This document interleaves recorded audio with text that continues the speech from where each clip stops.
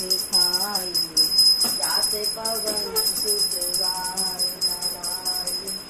लंका जारे असुर संहारे, सिया राम जी के काज सवारे।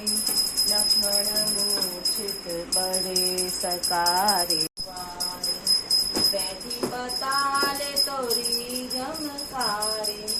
आगे रावण की बुझा उखारे, काई बुझा सुर दल राम जय जय राम, श्री राम जय राम जय जय राम, श्री राम जय राम जय जय राम, श्री राम जय राम जय जय राम, श्री राम जय राम जय जय राम, श्री राम जय राम जय जय राम, श्री राम जय राम जय जय राम।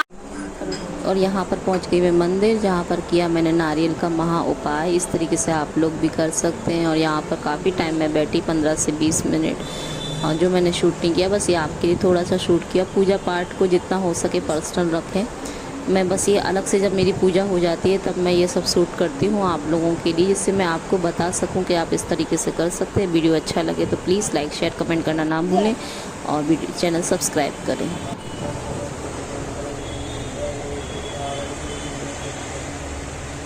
जय श्री राम दोस्तों, और कैसे हैं आप लोग। और आज है मंगलवार, आज है मेरा व्रत, और आज का वीडियो भी है मंगलवार के व्रत के ऊपर। तो अभी मैं सुबह से सारा काम हो गया है। सुबह ब्रह्म मुहूर्त में उठकर मेरे सारे पूजा पाठ, 11 बार हनुमान चालीसा, हनुमान अष्टक और 12 नाम हनुमान जी के, और उसके अलावा रामायण थोड़ी देर पढ़ा। फिर मंदिर गई, मंदिर में नारियल का जो मैं उपाय करती हूँ वो उपाय किया।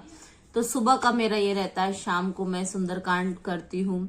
और आज गणपति जी का नीचे भंडारा भी है। मुझे तो खाना नहीं, क्योंकि मैं नमक भी नहीं खाती हूँ मंगलवार के दिन, लेकिन बाकी लोग खा सकते हैं, ऐसा कुछ नहीं। ये मैंने खुद सोचा था कि मैं नमक नहीं खाऊंगी, और मैंने कुछ ऐसा नहीं सोचा था कि मैं 21 करूंगी या 11 करूंगी, तो ऐसा कुछ नहीं सोचा था। तो मैं तो अपने कामों से अभी आधे कामों से हो चुकी हूँ फ्री।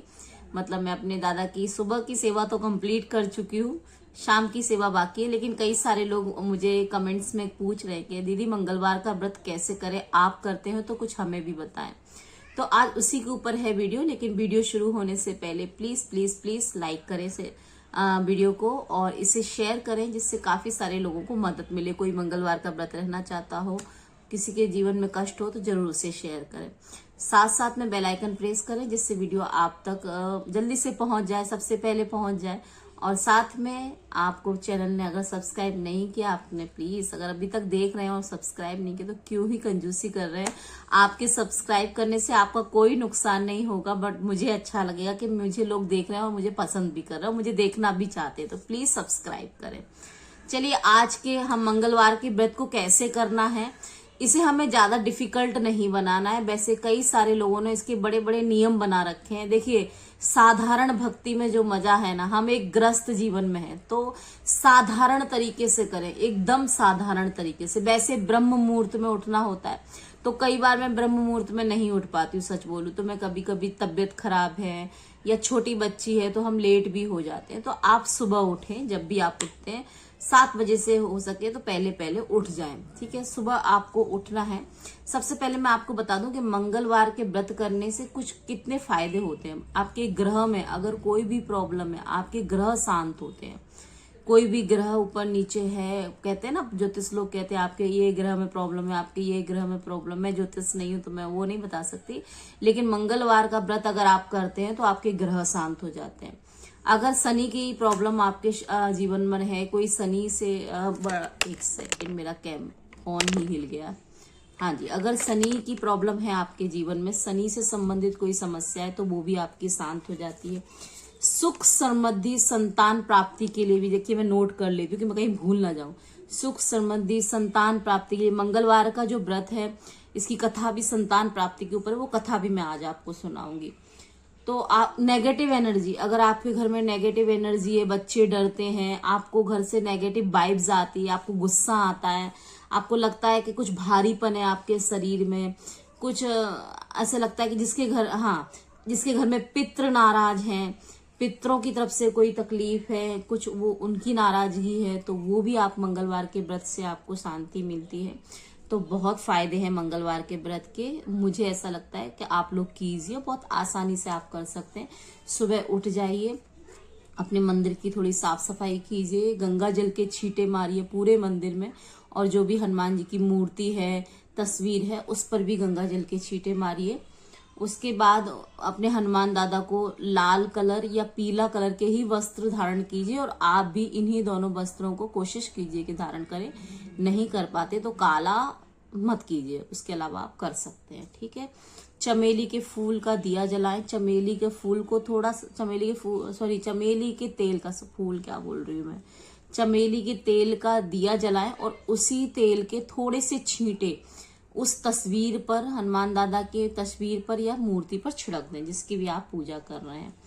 ठीक है। हनुमान चालीसा, अब आपको पहले दिन आप व्रत रह रहे हैं तो आपको संकल्प लेना है, हाथ में चावल और क्या कहते हैं फूल लेकर संकल्प लेना है कि मैं मंगलवार का व्रत रहूंगा। अगर आप कुछ 21-11 ऐसा करना चाहते हैं तो वो बोलिए, और हमेशा के लिए रह रहे हैं तो आपको फिर भी संकल्प बोलना होगा कि मैं 11 हनुमान चालीसा करूंगा या 21 करूंगा या सुंदरकांड करूंगी। जो भी आपका संकल्प है वो आपको बोलकर उसे धरती पर छोड़ देना है, फिर जल छोड़ देना है। इस तरीके से आपको संकल्प लेना है, और हर मंगलवार जो संकल्प आपने लिया है उसे कंप्लीट करना। याद रखिए, वही संकल्प में बोलिए जो आप हर मंगलवार कर सकें। अगर आप बहुत बिजी हैं, वर्किंग वुमेन है, वर्किंग मैन है, या बच्चा है, आप नहीं कर पाए तो उतना ही बोलिए। एक बार हनुमान चालीसा कर सकते हैं, एक बार कोई चीज कर सकते हैं तो एक ही बार बोलिए, लेकिन जो बोला है उसे ही कीजिए। ठीक है।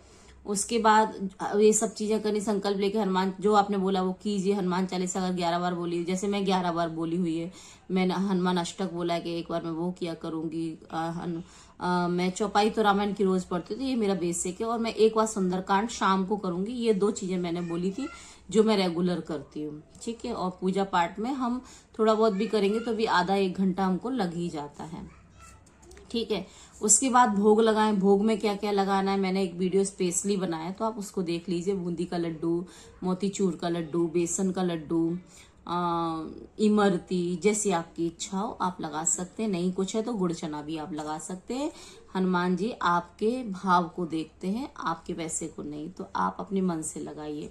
शाम को सुंदरकांड जरूर करें। मैं ये अपनी तरफ से बोल रही हूँ, मंगलवार अगर रोज नहीं करते तो मंगलवार सुंदरकांड जरूर करें।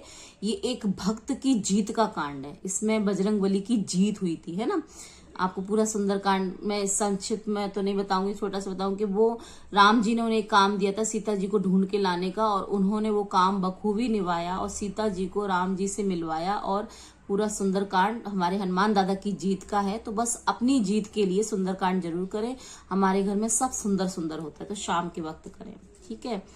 फिर हाँ, अब इसकी कहानी सुनिए। एक ब्राह्मण दंपति थे, उनके संतान नहीं थी, वो दोनों ही हनुमान जी की पूजा करते थे। ब्राह्मण जो था वो हनुमान जी की पूजा करने के लिए वन में जाता था, वन में ही रहने लगा, वो वहीं पूजा करता था। ब्राह्मणी यहाँ पर मंगलवार का व्रत करती थी और क्या कहते हैं पूजा पाठ करती थी। हर मंगलवार भोग लगाकर ही खाना खाती थी।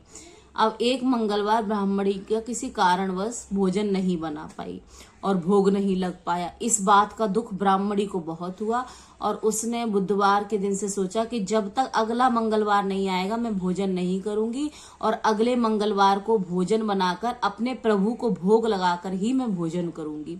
फिर वो क्या करती हैं कि 6 दिन तक भूखी रहती हैं।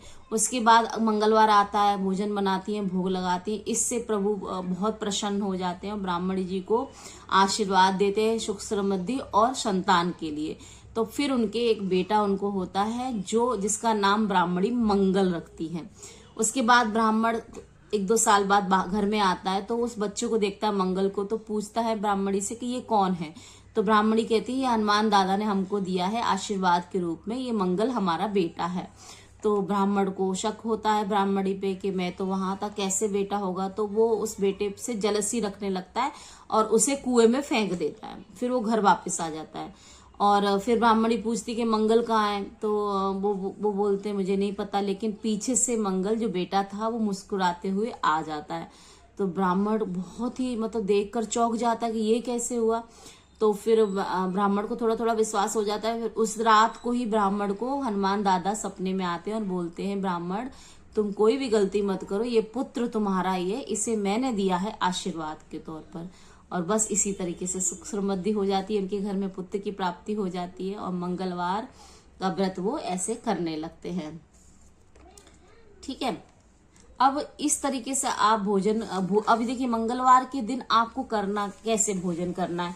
सुबह आप हो सके तो फलाहार भी मत कीजिए, फल फ्रूट खाइए, नमक मत लीजिए, एक टाइम कम से कम नमक मत लीजिए, फल फ्रूट लीजिए या आप लस्सी ले लीजिए, छाछ ले लीजिए, दूध ले लीजिए, है ना, चाय वगैरह पी सकते हैं, लेकिन आप नमक ना खाएं सुबह के दिन।